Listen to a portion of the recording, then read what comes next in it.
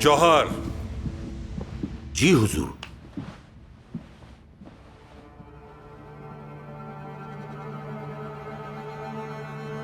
जो बात मैं तुम्हें बताने जा रहा हूं वो मेरे बेटे शामिल के इल्म में भी नहीं आनी चाहिए, समझ गए? तो अब अपने कान खोलकर मेरी बात सुनो। जो आपका हुक्म वजीर मोहतरम। हम उस सोने के पीछे नहीं जाएंगे जिसे वो लेकर चले गए। देखो, वो लोग जितना भी सोना ले गए हैं उस समेत काहिरा वापस लौटने दिया जाए। मिस्र उसी सोने के बदले जंगियों से निजात पालेगा जौहर। लेकिन ये सब कुछ होगा कैसे? अपने आप होगा जौहर, अपने आप होगा। उन्हें सोना यहां वापस लाकर उनके मालिकान में बांटने दिया जाए। मिस्र की वो आवाम जो पहले कभी कुछ हासिल ना कर सकी, इस सोने का जब उन्हें मालूम होगा तो सब खुद होगा।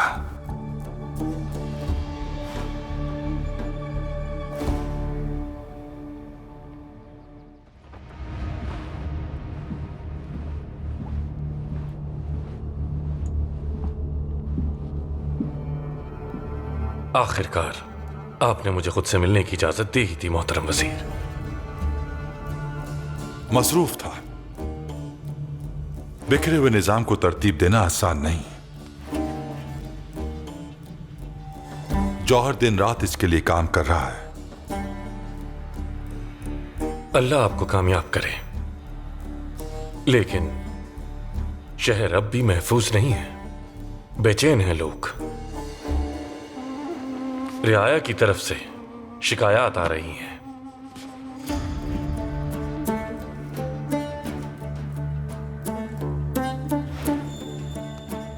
क्या मसला है उनका? जो इजाफी महसूल लगाए गए हैं, दुकानदार कहते हैं कि वो तबाही के करीब है। हमें करना होगा काजी फाजिल, वरना जो कर्जा जंगियों को अदा करना है वो मुमकिन नहीं हो पाएगा। इस मसले को शूरा के सामने पेश किया जाता तो यकीनन कोई और रास्ता निकाल लेते। हम इस्कंदरिया के मालदार लोगों से तवीलुल मुद्दती कर्ज ले सकते थे। क्या उन सब के साथ साथ यहूदी सूदखोरों के हाथ में चले जाएं? हम सुल्तान नूरुद्दीन से भी बात कर लेते अगर जरूरत होती कि कर्जा अदायगी की मुद्दत बढ़ा दी जाए। क्या हो रहा है ये सब?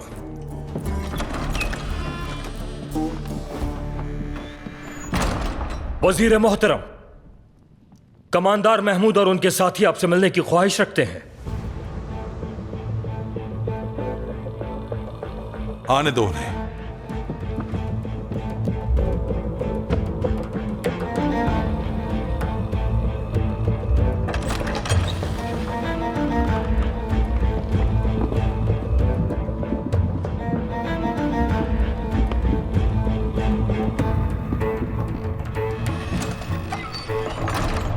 उम्मीद है आप खैरियत से होंगे मोहतरम वजीर। बदकिस्मती से हम नहीं, हम उस बोझ तले दबे हुए हैं जो आपने हम पर डाला है। क्या आपको इल्म है कि आपकी रियासत में क्या हो रहा है? कह दो जो कहना है कमांडर। यहां वहां की बातें छोड़कर साफ कहो कि क्या मसला है। जहां मिस्री अवाम आपके महसूल के बोझ से परेशान है, वहीं पर जंगी इबेलियन से आए महाजरीन को यहां सोना बांट रहे हैं। वो सोना खजाने से तकसीम नहीं हो रहा जनाब, उसका पस मंजर अलग है। वो सारा सोना उन सभी इबेलियन मुहाजिरीन की जायदाद के एवज मुआवजा है। अगर किसी जगह सब एक जैसा झूठ कहते हैं तो इसका मतलब वहां खुफिया शराकतदारी है। लगता है तुम्हें तुम्हारा हिस्सा पहले ही मिल गया। अपनी हद से मत बढ़ना। मेरा सब्र सिर्फ इसलिए है कि तुमने फौज में खिदमत अंजाम दी हैं। मुझे मजबूर मत करो। तो फिर आप इस जुल्म को यहीं पर खत्म कर दीजिए। हमें अपने महसूल पर किसी को पालने की जरूरत नहीं। हमारे कारोबार से मत खेलिए। अब हम